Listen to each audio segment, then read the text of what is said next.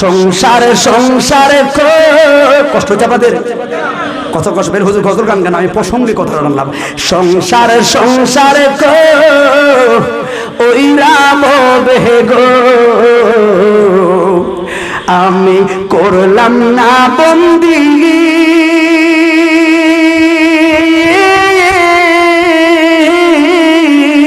কিভাবে কাটা খাইব আমি রে কবরের জিন্দেগি রে, সোনার জীবন গুনায় গুনায় গে।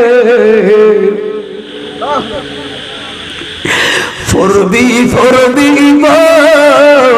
ওহলে যুবক রে, ও তুই নামাজ তা পড়লি না, আজরাইল আসিলে ঘরে রে, সময় আর পাবি না রে, ঠিক না বেটা? সাহাদের জীবন গুনায় গুনায় গেল রে, আমি নিঃশ্বাসের বিশ্বাস কইরা গো, এই বন্ধরা বড়রায় বাদলাম বাড়ি গো রে, ভাবছি অনেকদিন বাচ্চা বিল্ডিং করলাম, নিঃশ্বাসের বিশ্বাস কইরা গো, এই বন্ধরায় বাদলাম বাড়ি গো। ওরে কোন দিন জানি আজরাইল আইসা গো, আমার সবই করব রে, সাদের জীবন গুনায় গুনায় গেল রে, আমি মন করার বাড়ির পাশে পুকুর পারে গো, একদিন বাঁধব বাঁশের ঘর, ওরে ভাইও নাই রে বান্ধবে নাই রে, লইব না খবর রে, ঠিক না বেঠি? কেউ খবর নিব না, খবর একজন রহমতুল লিল। অতএব সেই নবীকে ভালোবেসে নামাজ কি ধরবো না ছাড়বো? কথা বলে ধরবো না ছাড়বো? সবাই একটু মহাব্বতে বলি আল্লাহুম্মা সাল্লি। একটু আগানো যায়নি ভাই, একটু আগানো যায়নি, যাই না কেউ একটু আগান না, ভাবছিলাম তো একবার কেউ আলহামদুলিল্লাহ তফুরে আছে, একটু আগান ভাই, আপনাদের ভালো লাগতেছে, আপনাদের মনোযোগটা সুন্দর লাগতেছে।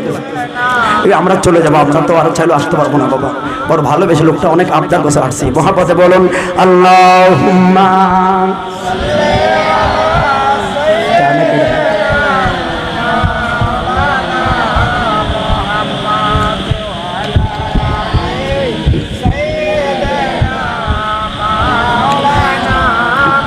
বাবারা তো তাহলে আমি মৃত্যুর কথা বললাম, আমি কবরের কথা বললাম, আমি যন্ত্রণার কথা বললাম, এইগুলা থেকে বাঁচার জন্য একটাই মাত্র সবচাইতে বড় মেডিসিন 5 ওয়াক্ত নামাজ।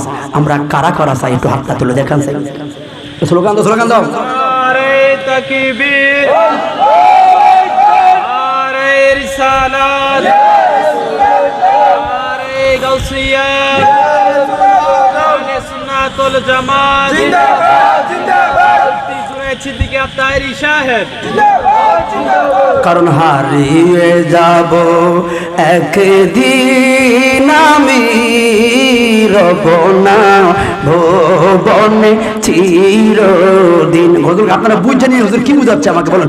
হারিয়ে যাব একদিন আমি, রব না ভুবনে চিরদিন, ক্ষমা করে দিও তোমরা আমায়, ক্ষমা করে দিও তোমরা আমায়, ভুল করে থাকি যদি কোনো দিন, হারিয়ে যাব একদিন আমি, রব না ভুবনে চিরদিন। কথা বলুন ঠিক না বিধি? হ্যাঁ আমার তাহলে মেডিসিন হলো একটা 5 ওয়াক্ত আল্লাহ বলছেন ইন্নাস সালাতা তানহা আনিল ফাহশাই ওয়াল মুনকার। একমাত্র দূরত্বে করো, দূরত্বে করো, একমাত্র নামাজ পড়ে একটা বাবা যুক্ত সমাজটাকে বাবা মুক্ত করতে। কথা বলুন ঠিক না বেঠিক? একমাত্র নামাজ পড়ে জুয়া থেকে, ইফটিজিং থেকে, খারাপ কাজ থেকে একটা অসুস্থ সমাজকে সুস্থ করার সবচাইতে বড় মেডিসিন হলো 5 ওয়াক্ত নামাজ। কথা বলুন ঠিক না বেটে? এই যুবক, তোমার কাছে ডিপ্রেশন লাগতেছে, খারাপ লাগতেছে, গার্লফ্রেন্ডের সঙ্গে খারাপ আচরণ হয়েছে, আজকে তোমাকে ডিভিও সমস্যা করেছে, সে খেয়ালাইছো, খারাপ লাগতেছে, ওযুটা করো, দৌড়াইয়া যাও মসজিদে, 2টা সেজদা দাও, দেখবা শান্তি লাগে। কথা বলুন ঠিক না বেটে?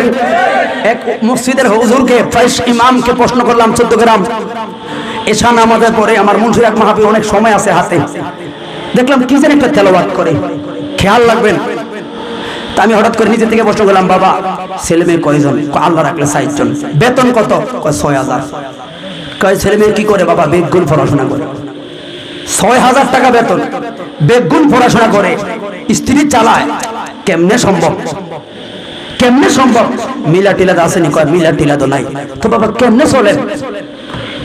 কেমনে চলেন? লাখ লাখ টাকা ইনকাম করে পেরেশান। কথা বলো ঠিক না বেঠে? ওই যে হারাম আর আরামের 6000 টাকার মধ্যে বরকত দিয়েছেন কে? এই কথা বলেন কে? যাই হোক, করো আইসে আধা ঘন্টা নিয়ে আসবা, একটু পরে নিয়ে আসবা। কষ্ট, আপনার কষ্ট নিয়ে নেবে স্যার আইছেন, আল্লাহ কবুল করে সকলে বলুন আমিন। তারপরে বাবা একটু বুঝাইবেন নি, বাবা এত টাকা রুজি করে তো শান্তি হারিয়া, এই 6000 টাকা হলাই কখন আমি ভালো আছি আলহামদুলিল্লাহ। তখন বলে, তুমি আমার ছেলের মতো হবে, একটা জিনিস তোমাকে শিখাই দেয়, হয়তো তুমি জানো না, আমি 5 ওয়াক্ত নামাজের পরে একটা সূরা তেলাওয়াত করি, ওই সূরার বরকতে আল্লাহ পাক আজ পর্যন্ত আমার ঘরে অভাব দেয় না। সুবহানাল্লাহ। কোনো অশান্তি হয় না, আমি শান্তি দিয়েছি, রিজিতে বরকত হয়।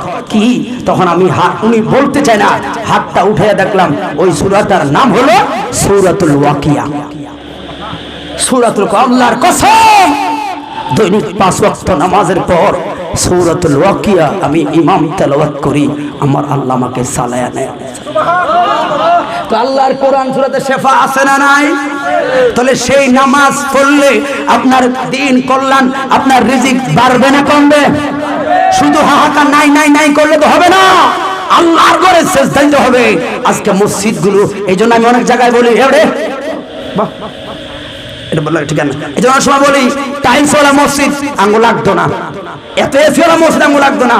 আগে খেজুর পাতা, ওই বাঁশ পাতার মসজিদে ভালো ছিল, কারণ ওই সময় মসজিদ ছিল বাঁশ পাতার, কিন্তু মুসল্লিগুলি ছিল পাকা পাকা। এখন টাইলস হয়ে গেছে, মুসল্লি শূন্য, এসি দিয়েও মুসল্লি আনতে পারি না। কথা বলে ঠিক না বেটে? এই জন্য বলি ভাই, সৎ সঙ্গে স্বর্গবাস, অসৎ সঙ্গে, অসৎ সঙ্গে। আমি কেন কথা বলছি?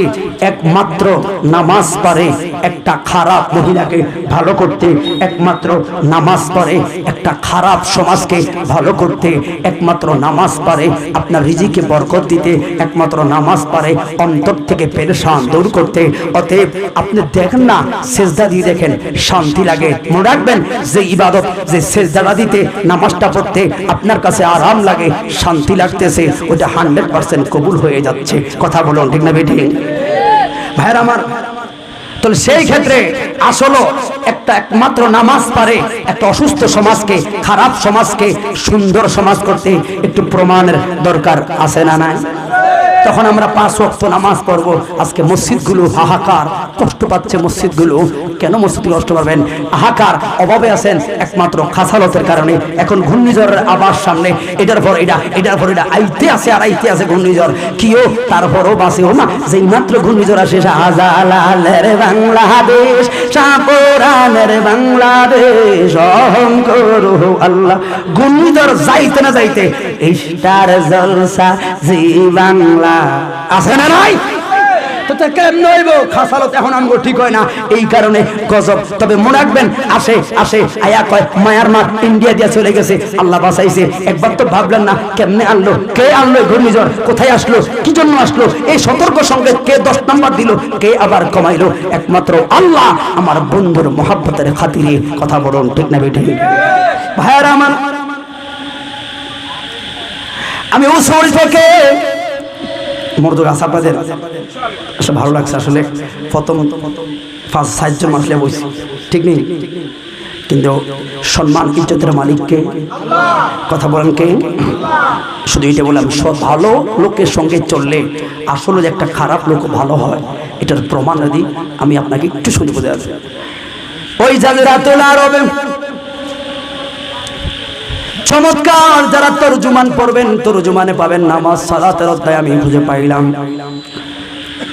বর্তমান সমাজের ভিতরে যদি একটা সুন্দর মেয়ে হয়, পাড়ার 10টা ছেলে পাগল পাগল, কেমনে ওই মাইয়ার নাম্বার লইব? যুবক, কোন যুবক ছেলে যদি মাইয়ার নাম্বার, মাইয়ার পিছে দৌড়ায়, তাহলে সে হলো বন করা বড়ুরা বিজরার সবচাইতে বড় বাদাইমা পরিবারের ছেলে।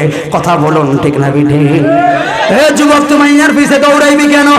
মাইয়ার পিছে যেই ছেলে দৌড়ায় সে হলো পুরুষ নামের কলঙ্ক, ঠিক না বেটা? আল্লাহ মহিলাদের চাইতে পুরুষদেরকে শ্রেষ্ঠ বানাইলো। তুই কে ফুললে একটা লয় এত আমূল্য এতিমের মতো মাইয়ালে ফুললে ঘাড়া রয়েছে। আহারে, ধারে থাকার দরকার নাই। কই কারণ কি করবো? মানুষের মতো মানুষ হও, পড়াশোনা করো, দিন শিক্ষা অর্জন করো, প্রতিষ্ঠিত হও। দেখবা তোমার মাইয়ার পিছে দৌড়ানো লাগতো না গো। মাইয়ার বাপের তেল দিয়া তোমারে খুঁজা লইব, ঠিক না বেটা? পরে তুই যদি জায়গা জায়গা করে টিকটক আর ইফটিজিং লে ব্যস্ত, তোর মাইয়া দিব কে বেটা? মানুষের মতো মানুষ হও, প্রতিষ্ঠিত হও, দেখবা মেয়ে তোমার খোঁজা লাগবে না, নাই এমনি তোমার ঘরে, ঠিক না বেঠে? ও বন্ধু, কিরে কই যাস রে? এইটারে কামটা মনে তোরে করস রে, খবর আছে বুঝতে? কষ্ট হবে আপনাদের। আর 20 মিনিট কথা বলবো। আমি বললাম সৎ সঙ্গে সর্বনাশ, অসৎ সঙ্গে সর্বনাশ। নামাজ যে আমার জীবনটা পরিবর্তন হয়। ওই জাজিরাতুল আরবে একটা রূপসী মহিলা ছিল। আরে আব্দুল বারী জিহাদি নাম শুনছেন না? বারী জিহাদি নাম শুনছেন না? লাকসাবের উনি এই কথাগুলো বলতো। জালালউদ্দিন আল কাদরি ঢাকার জীবনের শেষ প্রান্তে এসে কথাটা বলে গেল। বন্ধু, ওই মহিলা চলাফেরা করলো, সমাজের একটা ধনাঢ্য 12 পরিবারের ছেলে গো, ওই মেয়েরে ফলো করলো। একদিন যায়, 2 দিন যায়, শব্দ করে না, কিন্তু ফলো করে, তারে ভালো লাগে। কিন্তু 1 বছর পরে গো, মেয়েটা একদিন নিজেই দাঁড়াইয়া গেল। আল্লাহু আকবার! মেয়েটা নিজে দাঁড়াইয়া ডাক দিছে, যুবক সামনে আসো। যুবকটা সামনে আইলো। এখন বুকটা একটু ফুলছে, তো বুঝতে পারি নাই। 1 বছর দেখলাম তুমি আমার জন্য অপেক্ষা করো, আমারে ফলো করো, কারণ কি? এখন কথা সুবিধা হইছে বলতে। ডাক দিল, যুবতী ও সুন্দরী, তোমারে পছন্দ করলাম আরো 1 বছর আগে গো, কিন্তু লজ্জা শরমে কি না কি বলো, এই জন্য ডরে আমি ভয়ে কই নাই। আমি তোমারে পছন্দ করি, অনেক ভালোবাসি, জীবন দিয়ে ভালোবাসি। তুমি বললে পানিতে জাপ দিব, আগুনে জাপ দিব। আরে আত্মহত্যা কখনো প্রতিবাদ, আত্মহত্যা কখনো অধিক প্রেম মহাব্বত হতে পারে না। কথা বলুন ঠিক না বিঠিন? মহিলা বলে সত্য নি? কয় হ্যাঁ। হে যুবতী গো, 1 বছর তোমার জন্য পাগল, কিন্তু লজ্জা ভয়ে বলতে পারি না তোমারে আমি চাই, তোমার জন্য বিয়ে করি নাই, বিয়ের প্রস্তাব তোমারে দিলাম। মহিলা বলল, আলহামদুলিল্লাহ, ভালো কথা, আপনি আমার বিয়ে করবেন, আপনি আমারে পছন্দ করেন, তবে আমার একটা শর্ত আছে। আমার মেয়েরা হইল কি শর্ত দিতে? হুন্ডাটা আছে যে বড়ুয়াতে বাড়ি আসেনি, জায়গা কয়কানি আছে আসেনি, এটা থাকলে কো আর নামে বাঘ। কথা বলে ঠিক না বেটে? হে বন্ধু, ও আল্লাহওয়ালা মহিলারা কি বললো? যুবক, একটা শর্ত পারবিনি, আর যা শর্ত দিবা রাজি, ভেবে চিন্তে বলো কিসের শর্ত? যুবক রে, মসজিদে নববীতে কে রে ইমামতি করে? কই আল্লাহর নবীর সাহাবী হযরতে ওমর ফারুক। আমার নবীর পরেও আবু বকর আইলো, আবু বকরের পরে ওমর। আল্লাহর নবীর সাহাবীরা কত সুন্দর জামাতে নামাজ পড়ে। এ যুবক, দেখলে পরম জুড়ায় গো। আমার সত্যটা হইল, ওই ওমর ফারুকের পেছনে যদি জামাতের সহিত 40টা দিন 5 ওয়াক্ত নামাজ পড়তে পারো, কয় ওয়াক্ত? কয়দিন? 40 দিন উমর ফারুকের পেছনে 5 ওয়াক্ত নামাজ জামাতের সহিত পড়তে পারো, আল্লাহর কসম করে বলছি 41 দিন পরে তোমার আমার বাসর, আমি তোমাকে বিয়ে করব, বলো আমার সত্যে তুমি রাজি নেই? ও দুনিয়ার মা, তোমরা স্বামীর কি শর্ত দাও? চলো না মরিয়ার বাসি বরুড়ার বাজারে কুমিল্লা থেকে ঘুরে আসি। কিন্তু ভালো চিন্তাটা এখন মা বোনদের আসে না। মা গো মা, শোনো না, আজকে 1400 বছর পরেও ওই মহিলার কথা স্মরণ আনি, কারণ ওরা এমন জীবন করিল গঠন, মরিলে হাসিবে তুমি কাঁদিবে গঠন, এমন জীবন তারা গঠন করে গেছে। কথা বলুন ঠিক না বেঠি? এবার যুবক বলে আমি রাজি। কয় ভেবে চিন্তে বলো? কয় আমি রাজি গো, আল্লাহর কসম করে বললাম আমি রাজি। জবান খুলে কি আল্লাহ বলে না? তাহলে কালকে থেকে শুরু করো।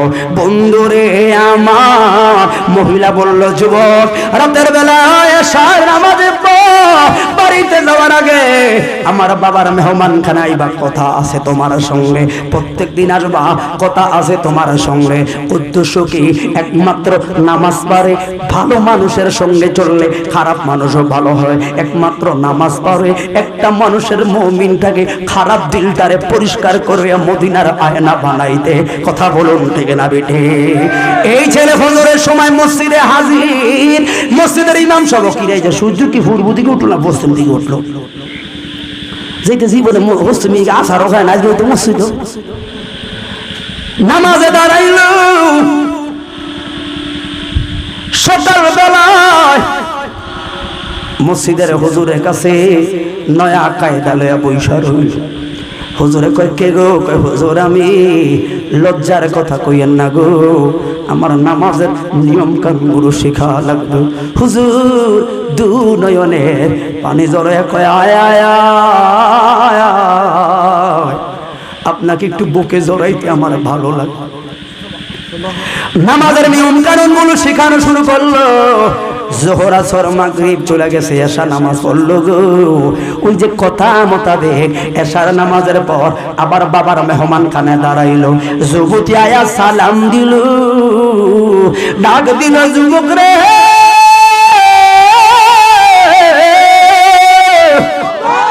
ও তোর নামাজটা এত সুন্দর রে, এত সুন্দর, তোর নামাজের সঙ্গে যদি তোর ওযুটা সুন্দর হইতো আরো কত সুন্দর লাগতো। যুবক বুঝতে পারছে কি উজু তো জানি না, কোন কোম্পানি মুখে দিয়ে দৌড়ে আইছে, মাইয়া তো ফলো করছে। সকাল বেলায় গো আবার গেল ইমামের কাছে, হুজুর ওযুর ফরজ কয়টা গো? কি জন্য আসছেন? ওযুর নিয়ম কানুন, কারণ এ তো বাচ্চা মানুষ না, মেধাবী বড় ছেলে, শেখাইতে তারা সুবিধা। হুজুর বড় ভালোবাসা ওযুর ফরজ গুলো প্র্যাকটিক্যাল পর্যন্ত তারা শেখাইয়া দিল, সুন্দরভাবে শেখাইয়া দিল। এবার নামাজ পড়লো গো। তাহলে দ্বিতীয় দিন আবার নামাজের মধ্যে গেল। দ্বিতীয় দিন রাতে আইয়া গো আবার মহিলার হুজুরা বাবার মেহমান খানায় দেখা করলো। ডাক দিল, কেমন হইল? কয় তোমার নামাজ এত সুন্দর যুবক, ওযুটারে তোর আরো সুন্দর। কিন্তু যুবক রে, চোখের পানি ফেলাইয়া কান্দি, কোন স্ত্রীর কাছে ভালো লাগবে? ওসমান কয় বিবি তোমার কাছে সমাধান নাই, বললেও তো লাভ নাই। এই মহিলা পর্দা মোতাবেক ওরে আমার নবীর কাছে গেছে রে, আমার নবী তো জানে গো। ওরে বন্ধু যায়া আপন মেয়ে সালাম দিল, ও মায়ার নবী গো, সালাম দিয়া যেই মাত্র কথাটা বলতে যাইবে আমার নবী বললেন না, আমি জানি মারে কোন বেদনা লয়ে আইছো আমার দুয়ারে, আমি জানি।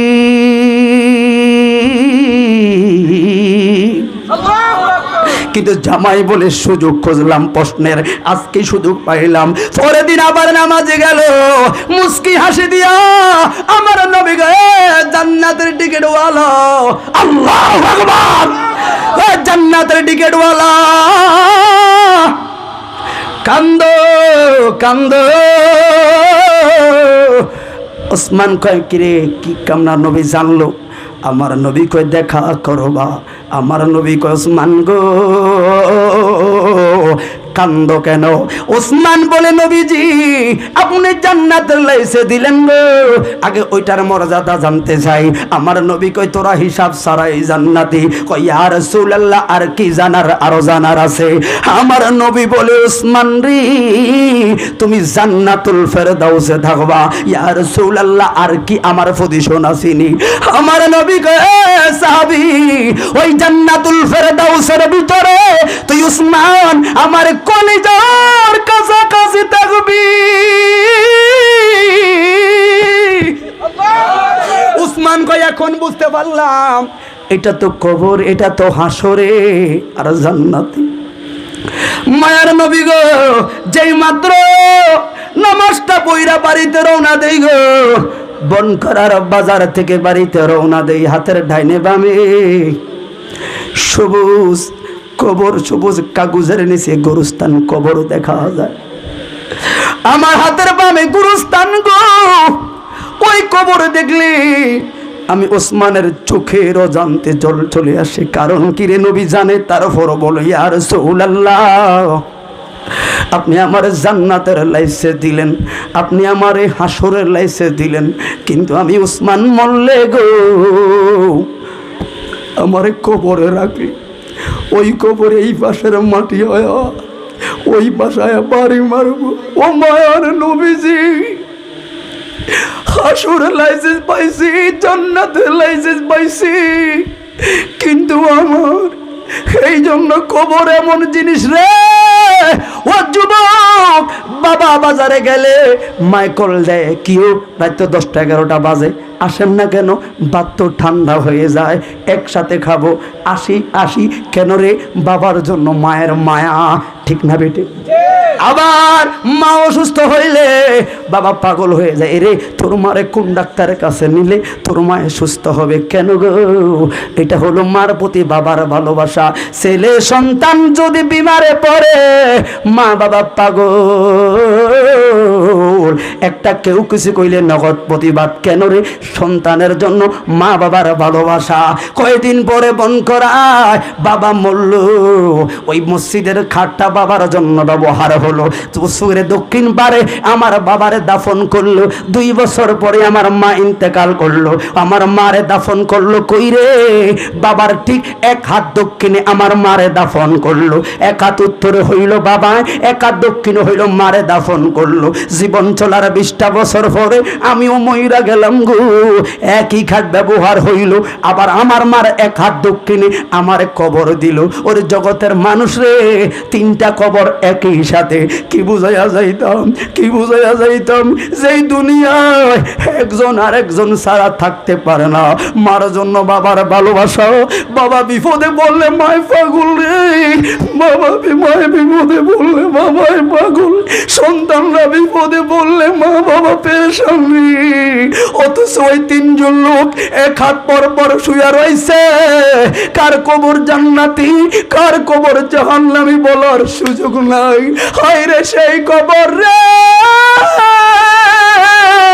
কথা বলুন ঠিক না বেটা?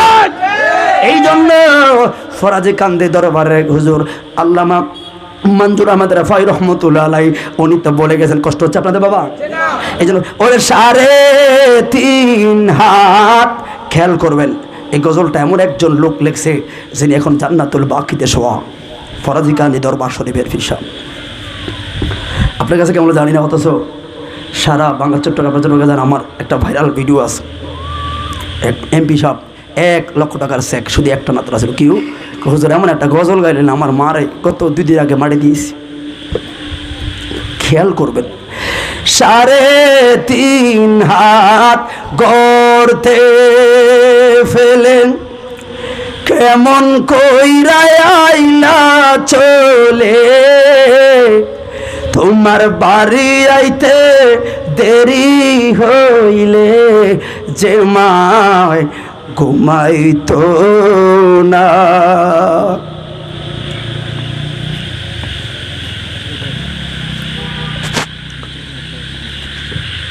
তোমার বাড়ি আইতে দেরি হইলে যে মায় ঘুমাইতো না। ওই কবর দেশে মায়ের পাশে একদিন রইলা না, কবর দেশের খবর লইলা না। আফোনারা পনকে সে দোন মন তারে চিল্লানা। আল্লাহু আকবার।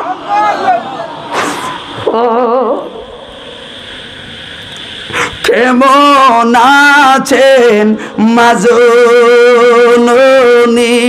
কেমন আছেন বাবা মনিব, আমার ভাই বন্ধুর খবর জাননি, কিছুই কইলা না, কবর দেশের খবর লইলা না। ওর গর্বে রাখলেন যে মা তোমায়, তারি রক্ত তোমার খাবার, ঠিক না? ঠিক না? গর্বে রাখলেন যে মা তোমায়, তারি রক্ত তোমার খাবার, লালন করেন যে জননী, জেগে জেগে যায় রজনী।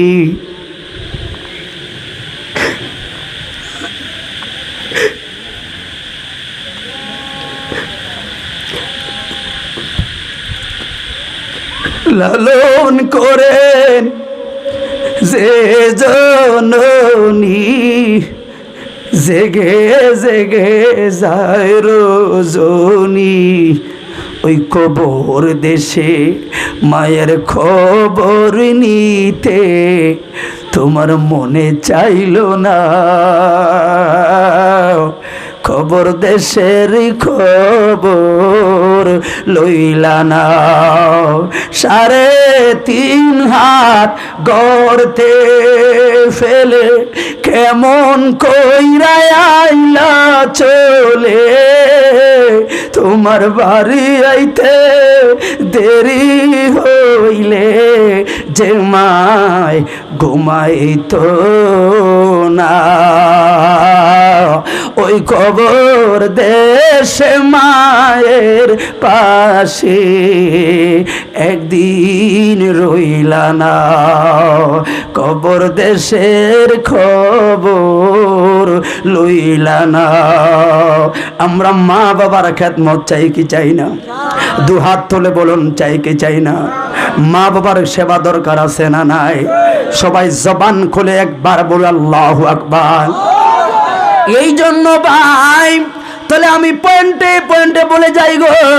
উসমান যে নুরাইন আমার নবীকে বললেন, ইয়া রাসূলুল্লাহ, নবী গো আপনার কাছে আমার জানা, আমার জান্নাতের লাইসেন্স পাইলাম, হাসুরের লাইসেন্স পাইলাম। ও মায়ার নবী গো, এই কবরে আমার গতি কি আপনার হাদিস থেকে পাইছি। ওই কবরে সওয়াল জবাবের পরে গো একটা ফেরেশতা আইব, যার চোখ নাই, নাক নাই, কান নাই, জবান নাই। আল্লাহু আকবার। হায়রে ও মায়ার নবী গো, আইসা একটা হেমার আনবো, ও জগতের মানুষ রে, সেই হেমারটাই আনবো। ওই হেমারটা যদি দুনিয়ার মধ্যে পড়তো, দুনিয়াটা ভাঙ্গা চুইরা তুলা তুলা হয়ে যাইতো। ওই হেমার দিয়া আমার বাড়ি মারবো গো, একটা বাড়ির আগাতে 70 গজ মাটির তলে ঢুকাইব, আবার উঠাইব, আবার আমারে ঢুকাইব। ও মায়ার নবী, আমি যে উসমানে গো, তার তো চোখ নাই, আমারে চিনতো না, দেখতো না গো। আমি যে কান মশে আওয়াজ শুনবে না, তার কান নাই গো। আমার সঙ্গে কথা বলবে না, তার জবান নাই, নাক নাই, কান নাই, জবান নাই। আইসা বাড়ি মারবো, কেমনে সূর্য কইরাম। এরপরে বুখারীর বর্ণনায় ওই কবরে একটা সাপ আইব, যেই সাপটা দুনিয়ার মধ্যে যদি একটু নিঃশ্বাসটা ছাড়ে গো, মুহূর্তের মধ্যে দুনিয়ার সবুজ শ্যামল গাছগুলো জইলা জইলা আংরা হইয়া পড়ব। একটা কামড় দিলে 20 বছর পর্যন্ত তার বিষ থাকবো। আমারে পেঁচাইয়া কামড় মারব, ফারতাম না সহ্য করতে কবরে আযাব। এই জন্য আপনি তো ফয়সালা দিলেন হাসরে আর জান্নাতে, আমার কবরের ফয়সালা কি গো? আমার কবরে গতি কি আমি জানি না।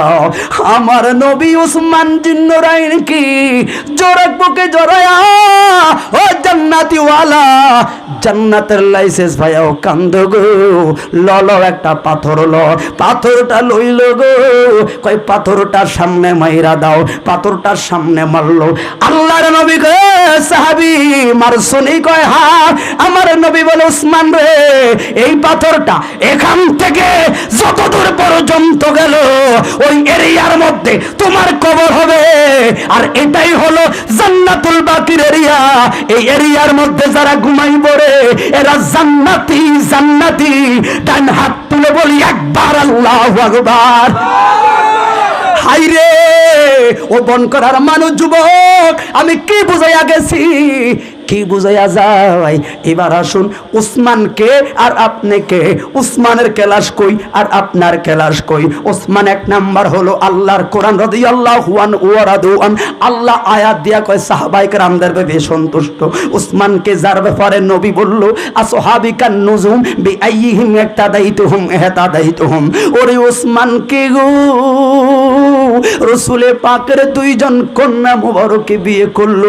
উসমানকে যে নবীর সঙ্গে জিহাদের ময়দানে গেল, ওসমানকে যে দুনয়নে আমার নবীকে দেখলো, ওসমানকে রে নবীর সঙ্গে ইফতার করলো, ওসমানকে গো নবীর সঙ্গে জামাতে নামাজ পড়লো, এতগুলো টাকা পয়সা দন দৌলত ইসলামের জন্য কোরবান করলো, এতগুলো লাইসেন্স ওসমানের। এবার বলুন আপনার আমার লাইসেন্স কি? গুনাহ আর গুনাহ, গুনাহ আর গুনাহ, গুনাহ আর গুনাহ। উসমানের মতো সাহাবী জান্নাতের মাকাম পায়া যদি কবরে বয়ে কান্দে, তাহলে আমার আর যোগ্যতা নাই। ও বন করার বাবার আপনাদেরকে বুঝাইতাম, এরা জান্নাতের লাইসেন্স পায় কবরে বয়ে কান্দে গো। তাহলে আপনার জীবনটা কেমনে চালাইবেন? আপনি কেমনে চলবেন? কোন পথে চলবেন? আপনার বিবেকের উপরে ছেড়ে দিলাম। ওইভাবে জীবন যাপন করবেন যাতে করে আল্লাহ রাসূলের কাঠগড়ায় দাঁড়াতে না হয়। 5 ওয়াক্ত নামাজ সম্বল গলার মালা বানাবেন। সাহাবায়ে কেরামরা এত মাকাম পাওয়ার পরেও আল্লাহ নবীর শান বলে কবরে বয়ে কান্দে। আজকে আমরা কবরে ভয়ে ভুলে গেছি, আজকে আমরা কবরে আযাবের কথা ভুলে গেছি। এই জন্য যত নাশকতা, এই জন্য যত খারাপ কাজ। কথা বলুন ঠিক না বেঠে? কথা বলে ঠিক না বেঠে? একজন সাহাবী ওসমান জিন্নুরাইন একটু বিবেকে খরচ করেন, জান্নাতের লাইসেন্স পাওয়ার পরও যদি এরা কবর বয়ে কান্দে, তাহলে আপনার গতি কি, আমার গতি কি?